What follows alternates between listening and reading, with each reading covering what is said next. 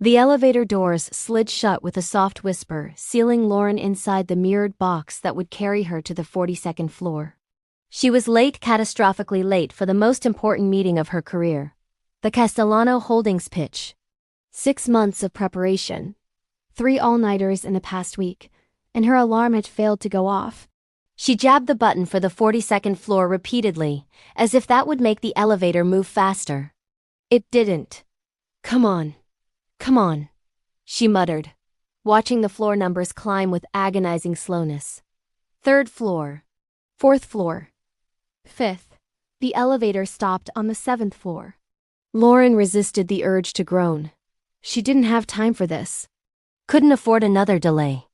The doors opened and a man stepped in. He was tall, immediately noticeable in the confined space. Dark suit, impeccably tailored, the kind that probably cost more than Lauren's monthly rent. His hair was dark, precisely cut, and his face had the kind of sharp angles that belonged in a museum or on a movie screen. But it was his eyes that caught her attention. Dark, intelligent, and carrying a weight that suggested he'd seen things most people couldn't imagine. He pressed the button for the 45th floor and stepped back, maintaining careful distance from her. Lauren returned to watching the floor numbers. 8th, 9th, 10th. The silence in the elevator was absolute except for the mechanical hum of cables and pulleys. Lauren shifted her weight, adjusting the portfolio under her arm. Just a few more floors.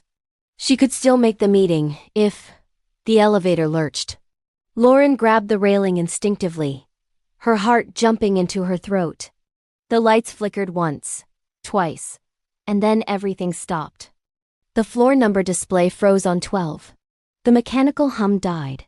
Even the subtle vibration of movement vanished. They were stuck. No, no, no, Lauren breathed, pressing the button for the 42nd floor again.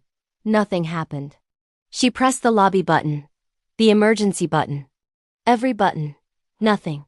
This can't be happening, she said to the universe at large. Not today. Please, not today. The man behind her didn't speak. When Lauren turned, he was standing perfectly still, hands in his pockets, expression neutral.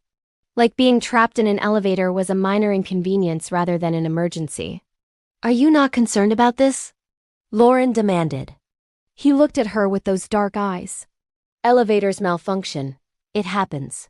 We're stuck between floors. I'm aware. His calm was infuriating. Lauren jabbed the emergency call button, holding it down. A crackle of static, then a voice. Emergency services. What's your situation? We're stuck in elevator 3, somewhere around the 12th floor, Lauren said quickly. 2 people inside. We need help. Copy that. We're dispatching maintenance now. Sit tight. Should have you out in about 45 minutes. 45 minutes? Lauren's voice pitched higher.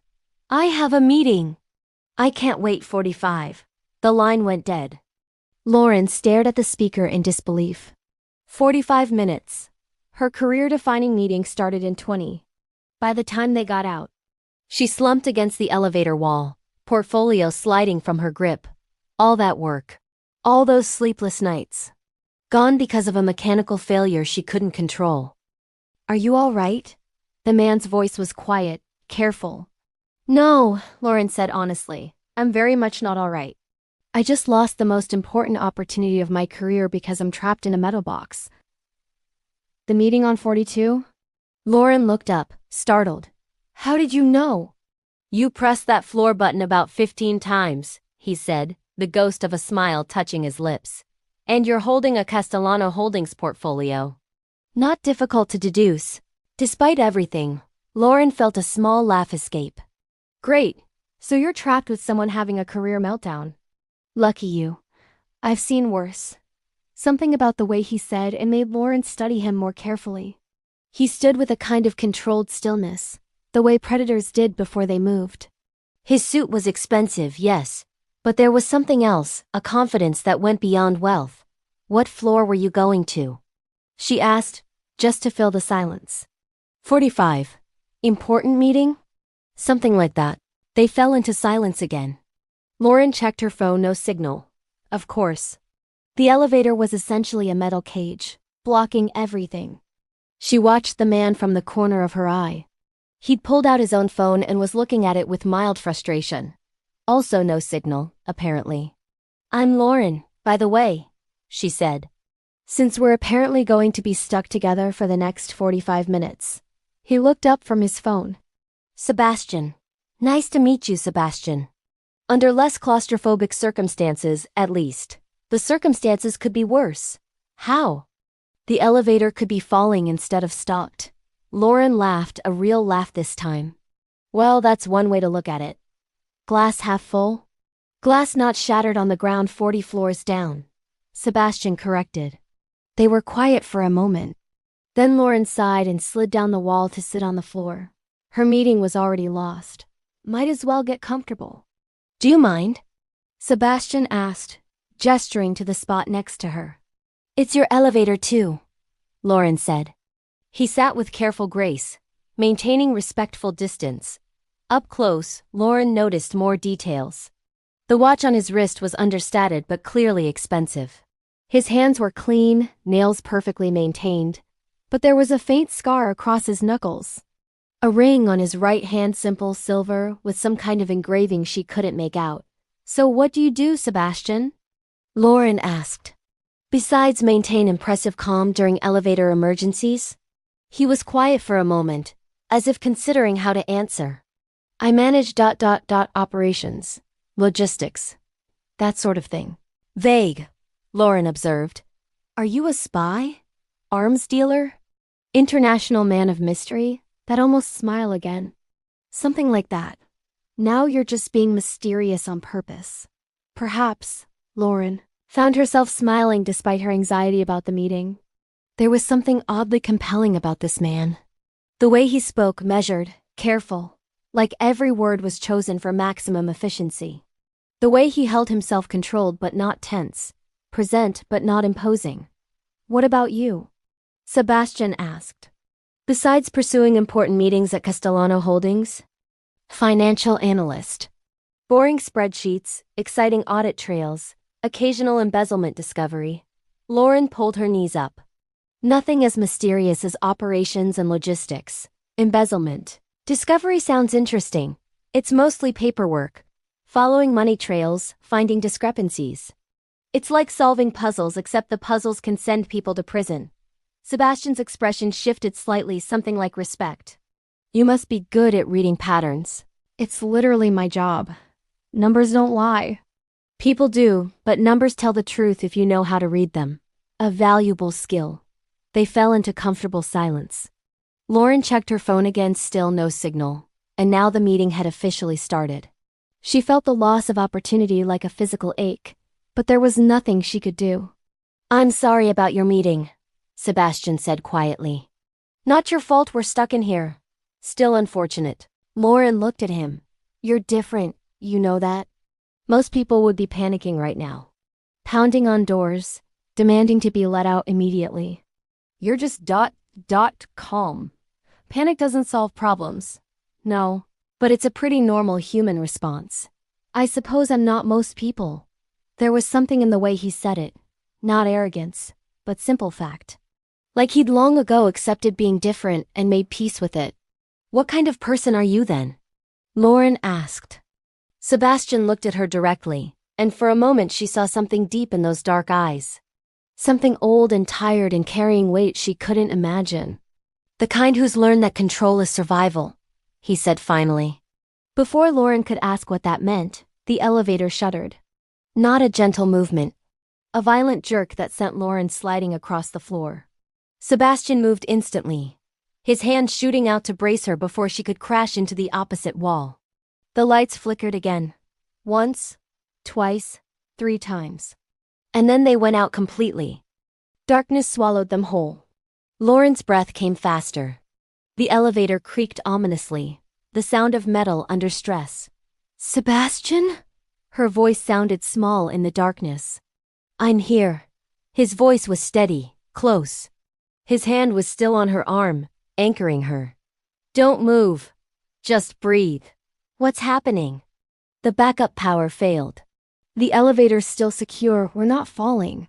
We're just in the dark." "How can you be sure?" Because we'd know if we were falling. This is just a power failure. Lauren wanted to believe him. His voice was so certain, so calm. But in the absolute darkness, every small sound became ominous. Every creak of metal suggested imminent disaster. I don't like small spaces, she admitted, hating how her voice shook. Dark small spaces even less. Look at me, Sebastian said. I can't see you. Then listen to my voice. Focus on that. Nothing else. Lauren tried. Tried to focus on his steady breathing, his calm presence in the darkness. But her heart was racing, her chest tightening with the beginning edges of panic. Talk to me, she said. Please, just say something. Anything. Sebastian was quiet for a moment. Then, when I was 8 years old, my father locked me in a closet for 6 hours. It was a lesson about fear, about learning to control it rather than letting it control you. I sang every song I knew. Counted to 1,000. Made up stories in my head. Anything to stay calm. Lauren felt tears prick her eyes. Whether from her own fear or sympathy for a child locked in darkness, she wasn't sure. That's horrible. It was effective, Sebastian said simply. I learned that panic serves no purpose. That fear is just a feeling, and feelings can be managed. That's a terrible lesson to teach a child. Perhaps. But it kept me alive through worse things than dark elevators. Something about the way he said worse things sent a chill through Lauren that had nothing to do with fear of confined spaces. What kind of life did you have? She whispered. In the darkness, Sebastian's hand squeezed her arm gently. Not one I'd wish on anyone else. The elevator creaked again, and Lauren flinched. Sebastian moved closer. She could feel his presence, solid and reassuring in the darkness. The engineers will fix this, he said with absolute certainty. We'll be out soon. Until then, you're safe. I promise you that. How can you promise something like that? Because I don't make promises I can't keep. And somehow, impossibly, Lauren believed him. They sat in the darkness, two strangers trapped between floors, and Lauren found herself wondering what kind of man could be so calm in crisis. What kind of man learned to control fear at 8 years old? What kind of life created someone like Sebastian? She had a feeling she was about to find out. The darkness felt absolute. Oppressive. Lauren could hear her own heartbeat, could feel every breath she took. But more than that, she could feel Sebastian next to her. A steady, calm presence that somehow made the darkness less terrifying. Tell me something, Sebastian said after a moment. About your meeting. What was it for? Lauren understood what he was doing, distracting her from the situation. She was grateful for it. Castellano Holdings is looking for a new risk assessment analyst. It's basically my dream job, working with international finance, complex portfolios, real decision-making power. I've been preparing for this interview for 6 months. And now? And now they'll think I'm unreliable. That I couldn't even show up on time. Lauren felt frustration rise again. It doesn't matter that I'm trapped in an elevator. First impressions matter, and mine will be that I'm not there. May I see your portfolio? What? Your portfolio? The one you brought for the meeting. May I see it? Lauren felt around in the darkness until she found the leather folder. She passed it to him, wondering what he could possibly see in pitch blackness. She heard the soft rustle of pages. Then silence. Sebastian, you can't possibly read that in the dark. No, he agreed. But I can feel the weight of preparation. This is thick, comprehensive research, multiple scenarios. You put real work into this. Lot of good it did me. It demonstrates competence. When you reschedule. If I can reschedule. When, Sebastian said firmly, you reschedule. This preparation will show them exactly why they need to hire you. How can you be so sure I'll get another chance? She heard him shift in the darkness. Because competent people are rare. And anyone who prepares this thoroughly isn't someone you let slip away over a mechanical failure. Lauren wanted to believe him. You sound very certain. I am. Why? Sebastian was quiet for a long moment. Then, because I recognize quality when I see it. And you, Lauren, are quality. The compliment, coming from this strange, calm man in the darkness. felt more genuine than any she'd received from colleagues or supervisors. Maybe it was the situation being trapped together created artificial intimacy. Or maybe it was something else. "Thank you," she said softly. They fell into silence again. Lauren was starting to adjust to the darkness, finding it less terrifying now. Sebastian's presence helped. His breathing was steady, controlled. His voice when he spoke carried no trace of panic or fear. "Can I ask you something?" Lauren said. "Of course. Earlier you said you learned to control fear because of worse things than dark elevators. What kind of worse things?" Sebastian didn't answer immediately. When he did, his voice was careful, measured. "The kind of things that teach you the world is not a safe place, that power matters more than fairness. That survival sometimes requires becoming what you fear." A chill ran down Lauren's spine. "That sounds dark." "It is. Are you always this cryptic?" She heard what might have been a quiet laugh. "Usually more so." "Why?" "Because honesty is dangerous in my world." "What world is that?" Another pause. Longer this time. Lauren could feel the weight of decision in the silence. Sebastian choosing whether to reveal something or retreat into mystery. "Lauren," he said finally, "if I tell you who I really am, you're going to wish we'd stayed with the comfortable lie of operations and logistics." Her heart beat faster, though not from claustrophobia now. "Who are you?" "Someone who doesn't fit into normal society. Someone who operates in spaces where laws are suggestions and power is currency. You're a criminal. That's one word for it." Lauren should have been afraid. Should have been screaming for help. But somehow, in the darkness with this man who'd been nothing but calm and respectful, she felt curious rather than terrified. "What's another word for it?" she asked. "Necessary evil," Sebastian said quietly. "Controller of chaos. The man who makes sure certain things happen or don't happen in this city." Understanding dawned slowly.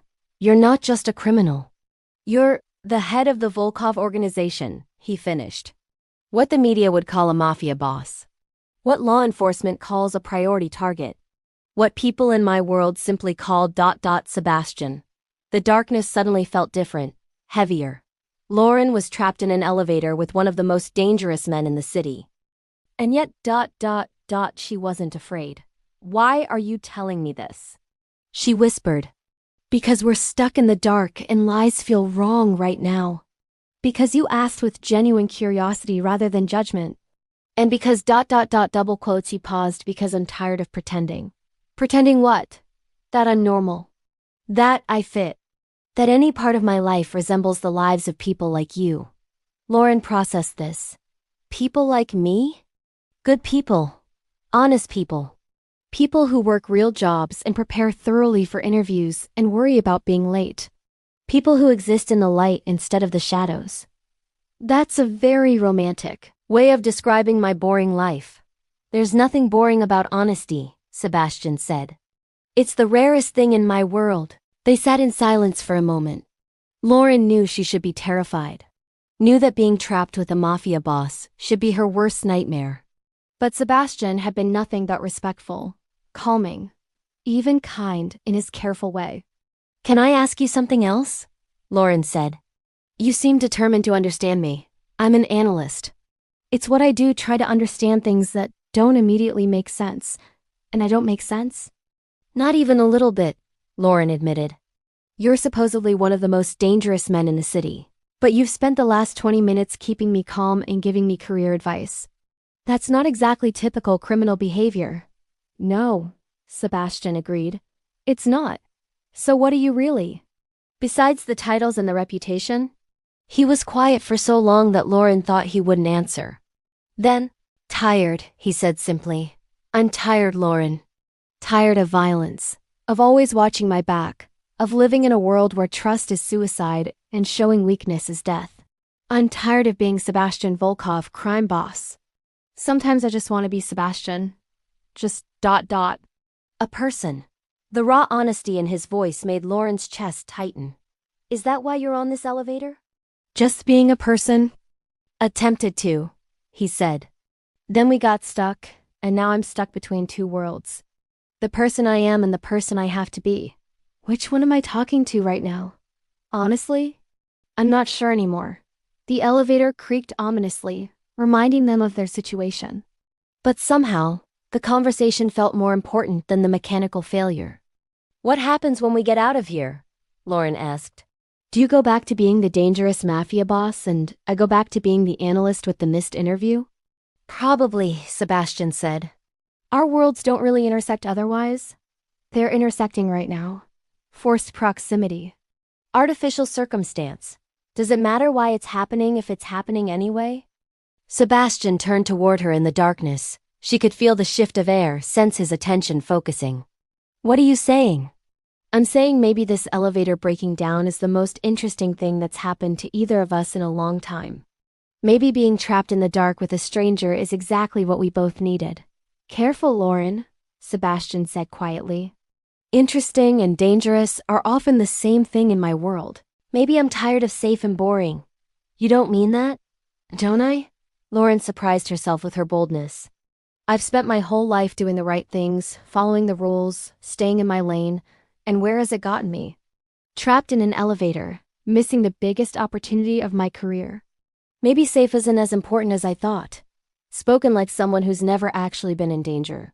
Then tell me, Lauren challenged. Tell me what real danger looks like. Help me understand your world. Sebastian's laugh was dark, bitter. You don't want to understand my world. Maybe not. But I want to understand you. The silence that followed was charged with something Lauren couldn't name. Tension. Possibility. The strange intimacy of two strangers being forced into honesty by circumstance. You're unusual, Sebastian said finally. Most people hear what I do and either run or try to use me. You're doing neither. What am I doing? Trying to see the person instead of the reputation. Is that so wrong? It's dangerous, Sebastian said. For both of us. Before Lauren could respond, his phone buzzed once, sharp and unexpected in the darkness. You have signal? Lauren asked, surprised. Apparently. She heard him pull out his phone, saw the faint glow illuminate his face. His expression was focused, intense. He read whatever was on the screen, and something shifted in his features. What is it? Lauren asked. Sebastian looked at her, and in the phone's faint light, she saw him make a decision. I'm going to make a call, he said. And when I do, you're going to see who I really am. What I really am. Are you sure you want that? Lauren's heart raced, but she didn't hesitate. Yes. Sebastian held her gaze for a moment longer. Then he dialed a number and lifted the phone to his ear. It's me, he said when someone answered. I need a favor. And I need it in the next 5 minutes. Lauren listened as Mafia Sebastian began to show her exactly what power looked like. In the darkness of that stopped elevator, Lauren realized she was witnessing something rare. The moment when a dangerous man chose to reveal exactly what he was capable of. If you're listening to this story, the narration seems to whisper through the confined space, and you want to know what happens when power doesn't need threats, when one phone call can change everything. Subscribe to the channel. Because Lauren and Sebastian's time in that elevator is about to reveal truths that neither of them expected. And sometimes the most dangerous confessions happen in the dark. Sebastian's voice was calm, controlled, and absolutely authoritative as he continued his call. And Lauren understood that she was about to see what real power looked like. I'm in elevator 3 of the Meridian Tower, Sebastian said into the phone, his voice carrying that same quiet authority Lauren had noticed before. Been stuck for about 20 minutes. The building's maintenance team estimates 45 minutes to resolve. A pause. Lauren could hear a voice on the other end, but couldn't make out words. No, Sebastian said. 5 minutes. Not negotiable. Another pause. I don't care if you have to call the mayor directly. 5 minutes. His tone never raised, never became aggressive. But there was steel underneath the calm. And Miguel? This is personal. Handle it personally. He hung up. Lauren stared at him in the phone's dim glow. What did you just do? Made a phone call. Sebastian, in approximately 4 minutes, you're going to hear activity outside this elevator. Maintenance crews being deployed urgently. New equipment being brought in. And in 5 minutes, those doors will open. How can you possibly know that? He looked at her directly. Because when I ask for something, people understand it's not a request. Who did you call? Someone who owes me favors. Several favors. The kind that don't get refused. Lauren felt a chill that had nothing to do with the stalled elevator.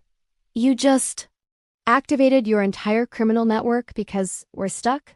I activated one person who has connections to building management. He'll activate the resources needed to fix this quickly. No criminal network necessary, just knowledge of who to call and the authority to make them listen. That's terrifying. That's efficiency. Sebastian corrected. I could have waited 45 minutes like everyone else. Or I could solve the problem in 5. I chose the latter. Because you're impatient. His eyes met hers. Because you were starting to panic in the dark. And because your meeting matters to you. If I can fix both problems with one phone call, why wouldn't I? Lauren didn't know what to say. This man, this dangerous, powerful man, had just leveraged his criminal connections to help her make a job interview. I don't understand you, she said finally. Most people don't. You're supposed to be a monster. The kind of man people whisper about in fear. But you're sitting here in the dark giving me career advice and making calls to get me to my meeting on time. Those things aren't mutually exclusive, Sebastian said quietly. I can be dangerous and still want to help you. I can have blood on my hands and still choose not to hurt people who don't deserve it. How do you decide who deserves it? He was quiet for a long moment. That's a complicated question with an uncomfortable answer. I'm listening. Sebastian studied her face in the dim phone light. You really want to know? You want to understand what it takes to be what I am? Yes. He set his phone down, the screen facing up, casting shadows across the elevator ceiling. I decide based on threat, intent, and past actions. Someone who hurts innocent people? They deserve consequences. Someone who comes after my people? They deserve worse. Someone who betrays trust? They deserve exactly what they feared would happen if they got caught. You sound like you're playing judge, jury, and executioner. Because in my world I am. There's no higher authority. No appeal process. Just decisions and consequences. Doesn't that bother you, having that much power? Every single day, Sebastian admitted. But someone has to make those decisions. Better it's someone with rules than someone without them. What are your rules? He looked at her intently. No innocence, no children. No collateral damage if it can be avoided. And never, ever act out of anger, only calculated necessity. And if you break your own rules, then I deserve exactly what I give to others. Lauren processed this. It was a twisted kind of morality, but it was morality nonetheless. Not the black and white she expected, but shades of gray that somehow made sense in their own context. Earlier you said being honest felt wrong in your world, Lauren said. Why? Because honesty is vulnerability. And vulnerability gets you killed. But you're being honest with me. Yes. Why? Sebastian was quiet for a moment. Then, because you're trapped in here with me. Because we're both just people in the dark, stripped of our normal contexts. Because ... double quotes, he paused. Because I wanted to. That's it? You wanted to? When you live the life I live, want is a luxury you rarely indulge. Everything is strategy, calculation, necessity. But sitting here in the dark with you, talking like normal people, I wanted to be honest. So I was. Lauren felt something shift in her chest. This dangerous man, this crime boss, had chosen honesty not because he had to, but because he wanted to. That felt more intimate than anything else that had happened. What happens when we get out of here? She asked. When the doors open and we're back in our normal worlds. I go back to being Sebastian Volkov and you go back to being Lauren the analyst. We probably never see each other again. Probably? He smiled slightly. The city's smaller than you think when you know where to look. Before Lauren could respond, they heard it, voices outside the elevator. Multiple voices, urgent and coordinated. Elevator 3, can you hear us? A voice came through the doors, muffled but clear. Sebastian leaned forward. We hear you. We're going to have you out in just a few minutes. Sit tight. Lauren looked at Sebastian with wide eyes. 4 minutes. You said 5 minutes. I underestimated Miguel's efficiency. That's insane. You made one phone call and mobilized an entire rescue operation in under 5 minutes. Like I said, efficiency. They heard the sound of tools, of mechanical work being done quickly and professionally. The elevator shuddered slightly as something was adjusted externally. Almost there. The voice called. 30 seconds. Lauren felt panic of a different kind now. In 30 seconds, the doors would open. This strange, intimate moment would end. She'd go to her meeting. Sebastian would go to his 45th floor appointment, and they'd never see each other again. Sebastian, she said quickly. Yes? Thank you. For keeping me calm. For being honest for this. He looked at her with an expression she couldn't quite read. You're welcome. Can I ask you one more thing before we're rescued? Anything. Do you regret it? Your life? The choices that led you to become what you are? Sebastian considered the question seriously. Every day. And not at all. That's a contradiction. It's the truth. I regret the cost, the lives lost, the relationships impossible, the constant weight of responsibility. But I don't regret choosing to impose order on chaos. Someone has to. Might as well be someone who tries to minimize harm. That's a very noble way of describing crime. Crime is what you call it when you don't have the power to make it legal. He smiled slightly. I prefer to think of it as alternative governance. Lauren laughed despite herself. You're dangerous in more ways than one. How so? Because you make sense. You shouldn't make sense. You're a criminal, a mafia boss, someone I should fear. But sitting here talking to you, you make sense. Is that a problem? It might be. The elevator shuddered again, and real, blessed light began seeping through the crack where the doors were being forced apart. Here we go. The voice called. Stand back from the doors. Lauren and Sebastian both stood, maintaining careful distance as the doors were pried open. Light flooded the elevator, momentarily blinding after so long in darkness. A team of maintenance workers and emergency personnel stood in the hallway, looking relieved. Are you both okay? One of them asked. Fine, Sebastian said calmly, as if he'd simply been waiting for a bus rather than trapped in an elevator. Lauren nodded, blinking in the brightness. Yes, we're fine. They were helped out of the elevator one at a time. Lauren first, then Sebastian. Once in the hallway, she turned to look at him properly in the light. He looked exactly as she'd imagined, sharp features, dark eyes, expensive suit. But now she knew the person beneath. The tired man carrying the weight of impossible choices. The crime boss with rules. The dangerous man who'd chosen honesty with a stranger in the dark. Your meeting, Sebastian said, checking his watch. You still have time if you go now. Lauren looked at the elevator bank. I should go, he said firmly. Don't waste what we bought with that phone call.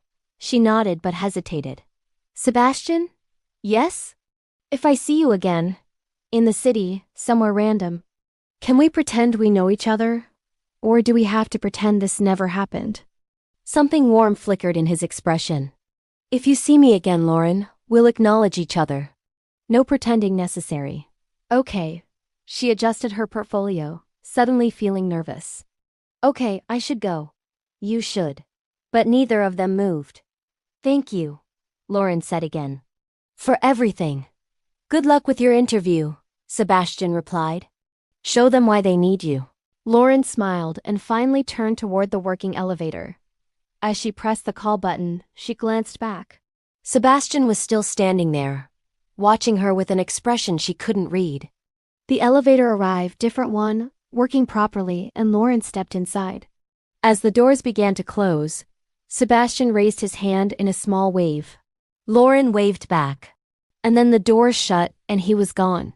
Sebastian, tall, 6'3", thick slightly wavy dark brown hair kept short at the sides, piercing almost black eyes with a cold edge, warm olive to tan skin tone, sharp masculine features with a permanent hint of danger, athletic build with broad shoulders, usually dressed in dark tailored suits that amplify his intimidating presence, posture calm yet unmistakably dominant.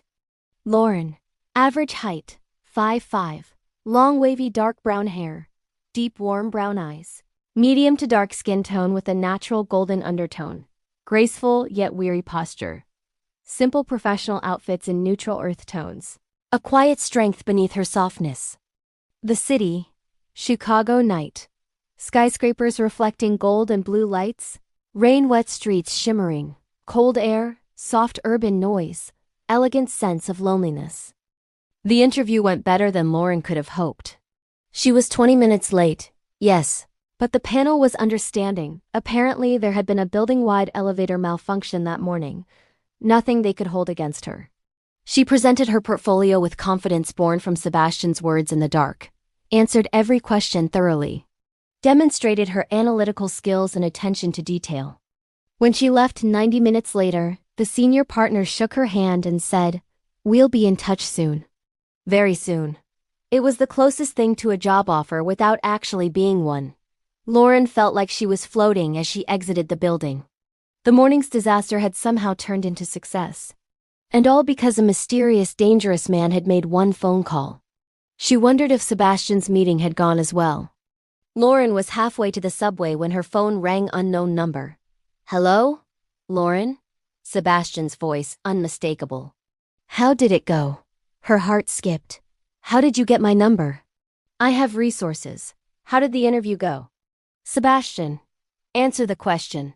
She found herself smiling. "It went well, really well. They said they'd be in touch soon." "Good. You deserve that." "Because I prepared thoroughly?" "Because you're competent. And because you didn't let a mechanical failure destroy your confidence." Lauren stopped walking, standing on the busy sidewalk while people flowed around her. "Why are you calling me?" Silence on the other end. Then, "Honestly, I'm not sure. We said goodbye." That should have been the end. "But I found myself wanting to know how it went." "That's very not crime boss of you." She heard him laugh, a real laugh, warm and genuine. "No, it's not. Are you still in the building?" "No, I'm back at my office. Different part of the city. Did your meeting go well?" "It was productive." That's vague. It was a negotiation. Territory disputes, revenue sharing, that sort of thing. You make crime sound so businesslike. It is business. Just with higher stakes and more permanent consequences for breach of contract. Lauren found a bench and sat down. "Can I ask you something?" "You seem to enjoy asking me things. In the elevator, you said we'd probably never see each other again. But now you're calling me. Why?" Sebastian was quiet for a long moment. "Because when those doors opened and you walked away, I realized I didn't want that to be the end. Which is foolish and dangerous and completely irrational." "Why is it dangerous?" "Because you're good, Lauren. Genuinely good. You exist in a world I left behind years ago, a world of legitimate work and honest dealings and straightforward morality. Being around you reminded me what that felt like. And that's dangerous? For both of us. You don't want my world touching yours. And I shouldn't want to contaminate your world with mine. But apparently I'm selfish enough to call anyway." Lauren felt warmth spread through her chest. "I'm glad you called. You shouldn't be. Maybe not. But I am anyway." They fell into silence, comfortable despite the complicated circumstances. "Lauren," Sebastian said finally, "I need to tell you something. And you're not going to like it." Her stomach tightened. "What?" "I had someone run a background check on you. Standard precaution, I don't let people into my life without knowing who they are." Anger flared. "You what?" "I know it's invasive. I know it violates your privacy. But it's what I do, protect myself by knowing everything about people I interact with. We were trapped in an elevator together. That hardly counts as interaction that requires a background check. It does when you learned who I am. When you have information that could be used against me." Lauren stood up, pacing angrily. "So this call, what? You're checking to make sure I'm not going to run to the police?" "No," Sebastian said firmly. "This call is me telling you that I violated your privacy and I'm sorry. The background check happened before I decided I wanted to know you as a person rather than as a potential threat." "And what did your invasive background check tell you?" "That you're exactly who you seem to be. Honest, hardworking, no criminal record, no concerning associations." You're clean, Lauren. Almost suspiciously clean. Because I'm a normal person living a normal life. I know. And that's why I'm calling to apologize rather than just moving on. Lauren took a breath, trying to calm down. The violation still stung. But she understood the logic. If she lived in Sebastian's world, she'd probably do the same. Okay, she said finally. I don't like it. But I understand why you did it. You're angrier than you sound. I'm processing. Give me a minute. She heard him chuckle. Fair enough. Lauren sat back down on the bench. If we're being honest about invasive things, I Googled you after the elevator. Did you? Sebastian Volkov. Multiple articles. Congressional hearings.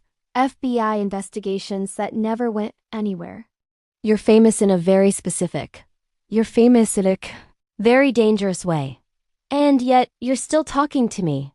I'm apparently a glutton for punishment. Or just curious. Both probably. Lauren paused. The articles paint you as a monster. I can be, but you're not. Not entirely. Don't romanticize me, Lauren. I've done things that would make you sick. I run an organization built on violence and intimidation. I'm not some noble anti-hero. I'm a criminal who's good at justifying his choices. Then why do you sound so tired? The question seemed to catch him off guard. What?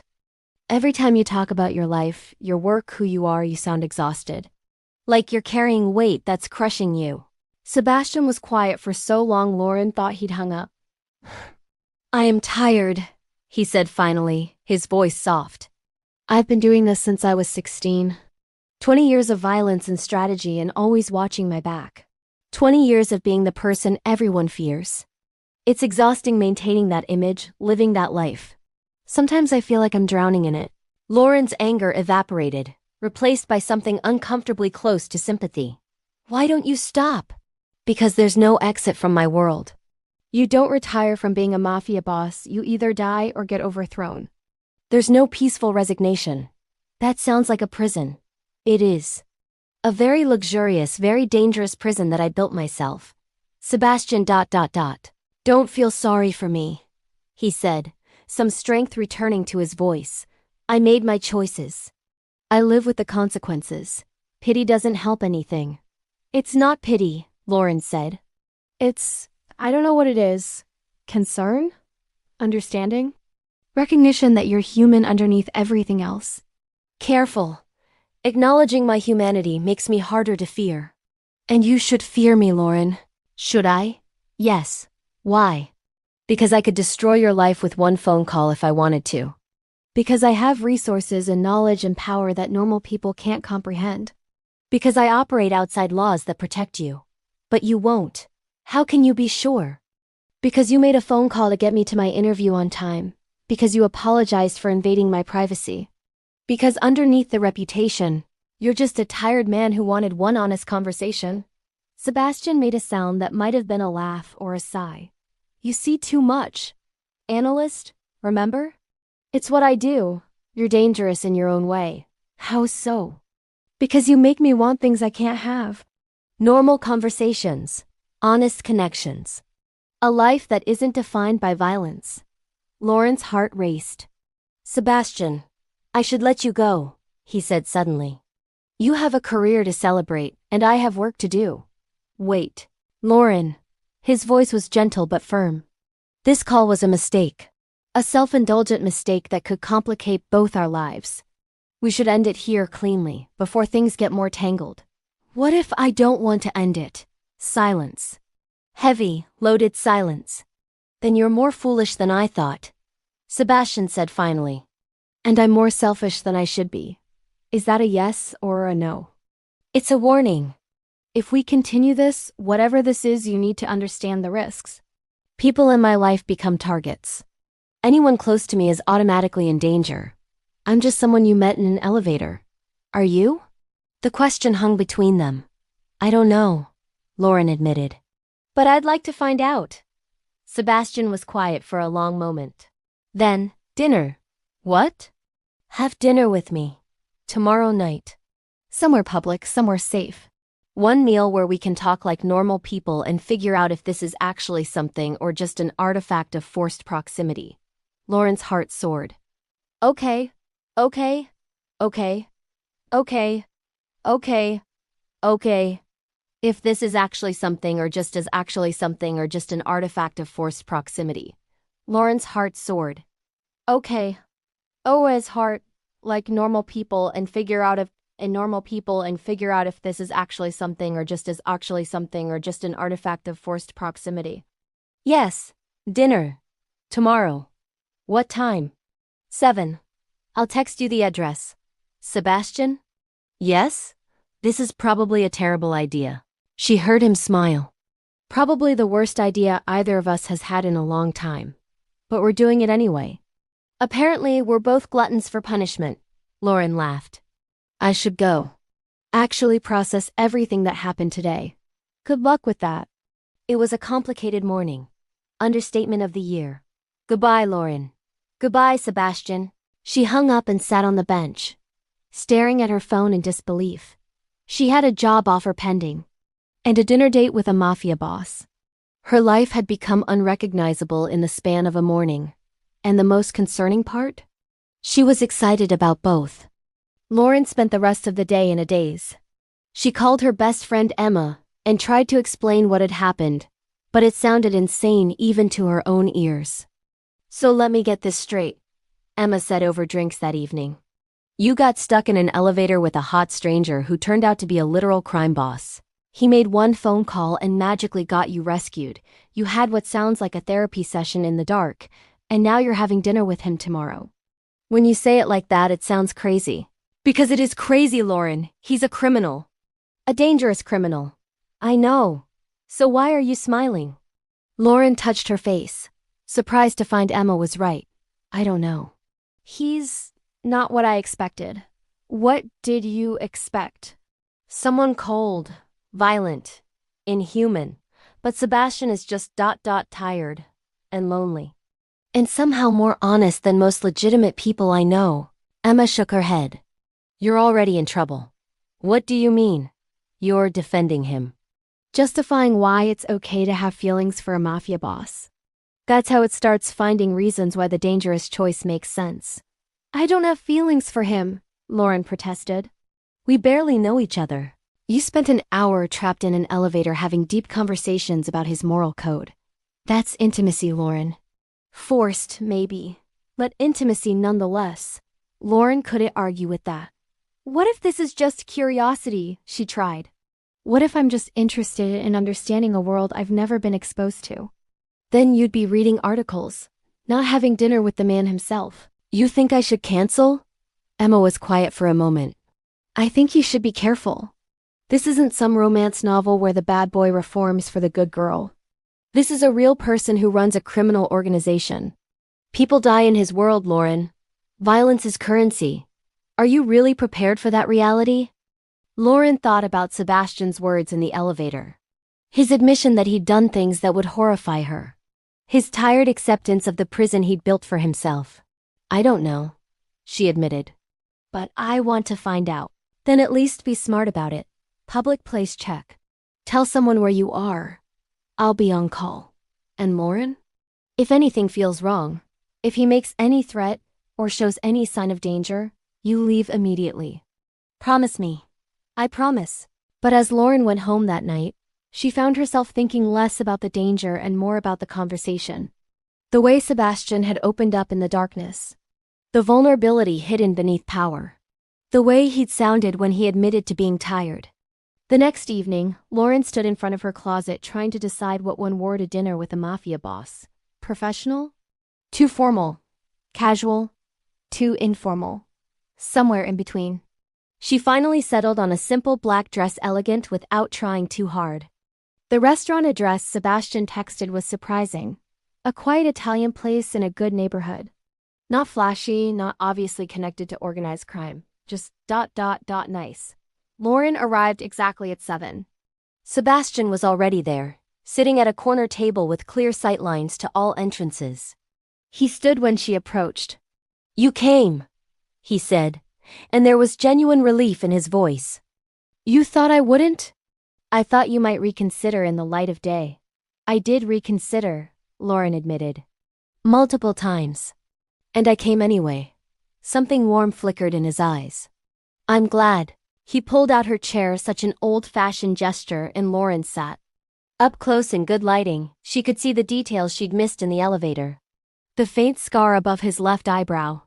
The way his eyes had small lines at the corners, suggesting he smiled more than his reputation would indicate. The careful way he moved, always aware of his surroundings. This place is nice, Lauren said. Not what I expected. What did you expect? A mob-run front with dark corners and suspicious characters? Maybe. Sebastian smiled. Those exist. But they're terrible for actual dining. This place makes the best ossobuco in the city and minds its own business. Perfect for ... whatever this is. What is this? I was hoping you could tell me. Lauren considered. Two people trying to figure out if a forced elevator conversation translates to actual connection? That's diplomatic. I'm good at diplomacy. I've noticed. They ordered wine. Sebastian clearly knew the menu well and fell into surprisingly easy conversation. He asked about her interview, genuinely interested in the details. She asked about his work, carefully navigating around the illegal parts. You're good at that, Sebastian observed. At what? Asking about my life without actually asking about the crime. I figured you'd tell me what you wanted me to know. Smart. He took a sip of wine. Most people either pretend the criminal aspect doesn't exist or focus on it exclusively. You're doing neither. Because I'm interested in you as a person, not as a collection of illegal activities. The illegal activities are a pretty significant part of who I am. Are they?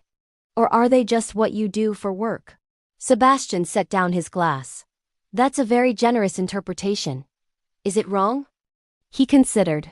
No, not entirely. I've spent so long being what I do that I've forgotten there might be a distinction. Maybe that's the problem. Maybe you've been Sebastian Volkov, crime boss, for so long that you forgot how to be just Sebastian. And you think you can help me remember? I think maybe we can figure it out together. You help me understand your world. I help you remember what normal feels like. That sounds dangerously close to trying to reform me. I'm not trying to reform you, Lauren said firmly. I'm just trying to know you. All of you. The parts that scare people and the parts that sit in dark elevators giving career advice. Sebastian looked at her with an intensity that made her breath catch. You're serious? Yes. You understand what you're proposing? Getting to know me means exposure to my world, means potential danger, means complications you can't imagine. I understand the risks. Do you? Really? Lauren leaned forward. Sebastian, I've spent my whole life being safe, making careful choices, following rules, staying in my lane. And yes, it's given me a good career and a stable life. But when those elevator doors closed yesterday and I was trapped in the dark with you, I felt more alive than I have in years. Because it was real, unscripted, honest. I don't want to go back to safe and boring if safe and boring means missing out on real connection. He was quiet for a long moment. You're going to break my heart, aren't you? The admission stunned her. What? You're going to make me care about you. Make me want things I can't have. Make me hope for a life that doesn't exist for people like me. And then reality will crash in, and I'll lose you the way I lose everyone who matters. Lauren reached across the table and took his hand. Or maybe we'll figure out how to make it work. Maybe we'll find a way to exist in both worlds without destroying either of them. That's optimistic. Is being optimistic a crime? Sebastian laughed, a real laugh, unguarded and genuine. In my world? Practically. Their food arrived and conversation shifted to lighter topics. Books they'd read, movies they'd seen, places they wanted to travel. Normal things that normal people discussed on normal dates. And somewhere in the middle of debating the merits of various Italian regions, Lauren realized she was happy. Genuinely. Simply happy. She was having dinner with one of the most dangerous men in the city. And she felt safer than she'd felt in years. After dinner, Sebastian walked her to her car. The night was cool. The street quiet. Thank you, Lauren said. For dinner. For conversation. For being honest. Thank you for giving me a chance to be someone other than what I am. You're already someone other than what you are. You just needed permission to show it. Sebastian stepped closer and Lauren's heart raced. Can I see you again? Yes. Even knowing the risks? Especially knowing the risks. He smiled and leaned down, pressing a soft kiss to her forehead. Not her lips, that would have been too much, too fast. But her forehead, gentle and almost reverent. Good night, Lauren. Good night. Good night. Waka dasa datsu. Good night, Lauren. Sebastian. She watched him walk away back straight, movements controlled, every inch the powerful man the world feared. But she'd seen beneath that. Had seen the tired man in the dark, the lonely person craving connection. The human underneath the reputation. Lauren drove home thinking about elevator conversations and dinner dates and the strange, impossible path her life had just taken. She thought about Emma's warnings and her own common sense telling her this was dangerous. But mostly she thought about Sebastian's eyes when he admitted she'd break his heart. The vulnerability in that confession. The hope hidden beneath fear. When Lauren got home, she found a text waiting. Thank you for seeing me. Not the reputation, not the fear, just me. As she smiled and typed back, thank you for letting me. Same time next week? His response was immediate. I'll count the days. Lauren fell asleep that night thinking about dark elevators and honest conversations and the way powerful men could be gentle when they chose to be. Outside her window, the city hummed with life lights and sirens and a million stories happening simultaneously. And somewhere in that same city, Sebastian Volkov stood in his apartment looking out at the same view, thinking about a woman who'd seen past his walls in the span of one trapped elevator ride. Two people from completely different worlds, connected by chance. Choosing each other despite every logical reason not to. It was dangerous. It was complicated. Sometimes the most profound connections happen in the smallest spaces. In the darkness of a stopped elevator, Lauren discovered that power doesn't always announce itself with violence. Sometimes it's quiet, controlled, a single phone call that changes everything. And Mafia boss Sebastian, who'd spent 20 years being feared, found something he'd stopped looking for. Someone who wanted to know the person beneath the power. Between floors and between worlds, two strangers became something more. Because sometimes being trapped is exactly what you need to become free.